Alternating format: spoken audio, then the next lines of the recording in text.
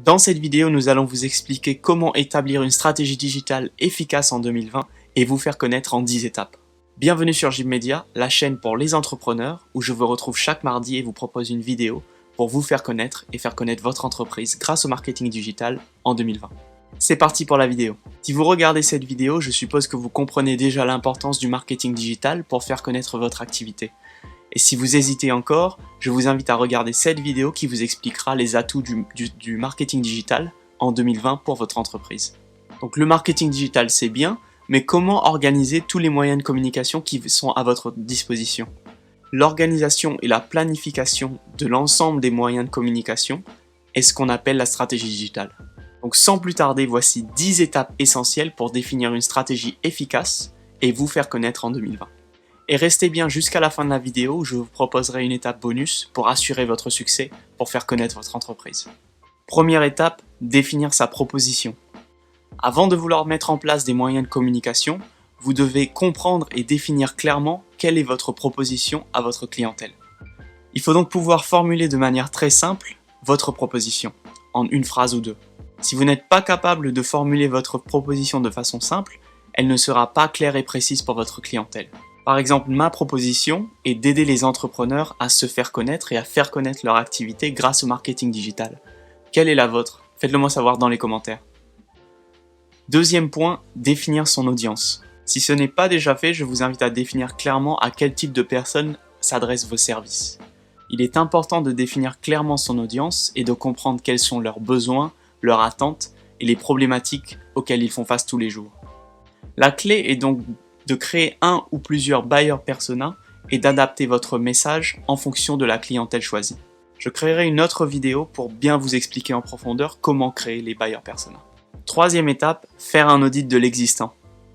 Si vous avez déjà mis en place des moyens de communication, site web, réseaux sociaux, email marketing, etc., il est important de faire un audit de tous ces moyens. Il faut donc comprendre ce qui est mis en place, ce qui marche et ce qui ne marche pas, à quelle personne vous adressez-vous au travers de ces moyens, bien mesurer et quantifier l'impact de chacun de ces moyens de communication avant de vouloir changer ces moyens et essayer de les améliorer.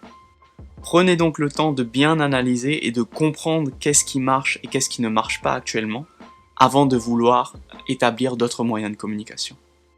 Quatrième point, définir ses objectifs. Alors cela paraît évident, mais pour avoir des résultats, il faut comprendre où l'on va. Il est donc important de définir des objectifs clairs et je vous invite à utiliser la méthode SMART pour cela, c'est-à-dire des objectifs qui soient simples, mesurables, qui soient faisables, qui aient du sens et qui soient limités dans le temps. Si vous voulez une vidéo pour vous expliquer un peu plus en détail comment utiliser la méthode SMART, faites-le moi savoir dans les commentaires. Cinquième étape, bien choisir ses indicateurs clés de performance. Afin de valider les objectifs que vous aurez choisis, quelles données allez-vous regarder? Votre objectif est d'augmenter vos ventes? Vous pouvez vous intéresser par exemple au nombre de ventes qui ont été le résultat de votre campagne marketing sur Instagram, ou sur Facebook, ou sur d'autres plateformes. L'important est de bien avoir en tête quel objectif vous voulez réaliser et comment mesurer cet objectif. Sixième point, choisir ses moyens de communication. En fonction de votre proposition, de votre audience et de vos objectifs, vous devez choisir des moyens de communication adaptés. Vous visez le B2B, je miserai sur LinkedIn. Si vous visez par exemple une population très jeune, TikTok. Vous voulez envoyer régulièrement des bons de réduction à vos clients, l'email marketing. Il y a énormément de moyens de communication qui sont mis à votre disposition, donc prenez le temps de comprendre chacun d'entre eux et en quoi ils pourraient aider à vous faire connaître. Septième étape, la recherche des mots-clés. Donc si vous avez bien défini votre audience, vous avez connaissance des problématiques qu'elles rencontrent dans leur vie quotidienne. Comment être sûr que ces utilisateurs que vous visez trouvent votre produit ou votre solution lorsqu'ils effectuent une recherche? Il faut justement bien choisir ces mots-clés. Il faut maintenant formuler une réponse à ces problématiques dans le langage qu'utilise votre audience. Faites une recherche approfondie de mots-clés ou hashtags utilisés par votre audience sur les plateformes que vous utilisez.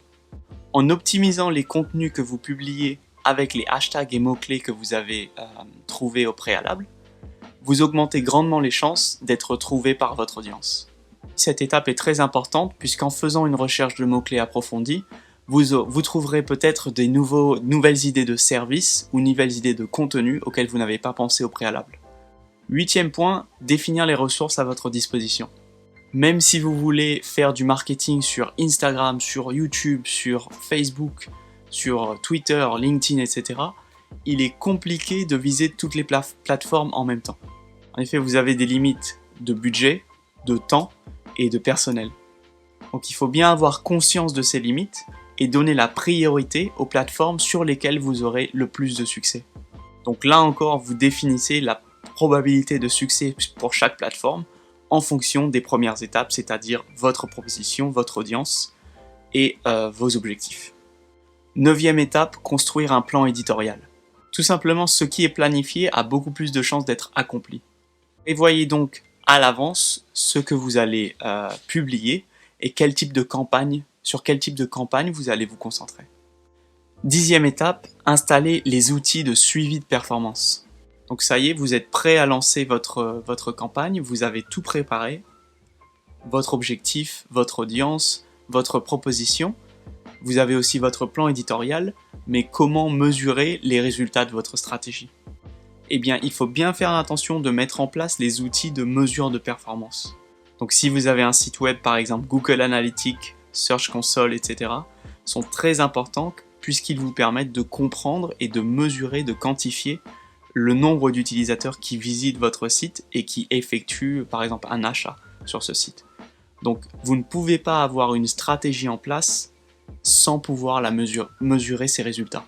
Sans la possibilité de mesurer les résultats de votre stratégie, tout ce travail ne sert strictement à rien. Cette étape est cruciale puisqu'elle va vous permettre de mesurer les résultats de votre stratégie et de corriger le tir si cela est nécessaire. Donc il n'y a pas de stratégie digitale parfaite. Il est important de garder à l'esprit qu'il faut être flexible et savoir s'adapter en fonction des résultats que vous mesurez. Mon dernier conseil sera donc de bien vous appuyer sur les résultats que vous avez mesurés grâce aux outils de performance installés. Donc, par exemple Google Analytics, Facebook Analytics, Instagram Analytics, etc. Et d'être prêt à adapter votre stratégie. Donc prenez du temps régulièrement pour regarder les résultats de votre stratégie de communication et corriger le tir. Et si vous avez des doutes par rapport aux objectifs que vous avez définis ou par rapport aux indicateurs clés de performance que vous avez choisis, n'hésitez pas à revenir sur les premières étapes mentionnées dans cette vidéo et à vous redemander si cette stratégie et ces indicateurs clés de performance ont du sens. Donc j'espère que cette vidéo vous a plu, et comme d'habitude, si elle vous a plu, n'hésitez pas à laisser un pouce bleu, à vous abonner et à activer les notifications. Si vous avez des questions, n'hésitez pas à les laisser en commentaire, et quant à moi, je vous retrouve mardi prochain pour une autre vidéo sur JIB Media. Salut!